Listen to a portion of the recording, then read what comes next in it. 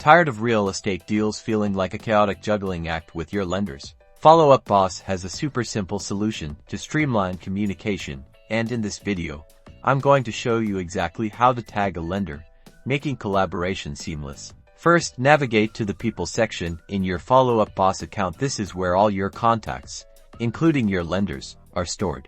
Now, find the lender you want to tag. You can use the search bar to quickly locate them by name or company. Click on their name to open their profile.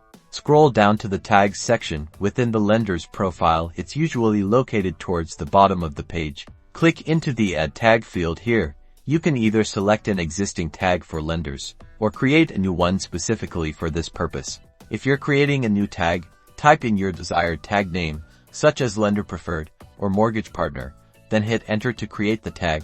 You should now see the tag displayed within the lender's profile. This tag is now associated with that contact. To find all your lenders quickly, you can now filter your contacts by this new tag. Just use the filter option in the People section, select Tags, and choose the lender tag you created. Now, when you're working on a deal, you can easily identify and communicate with your preferred lending partners, ensuring a smoother and more efficient transaction process. Collaboration made easy.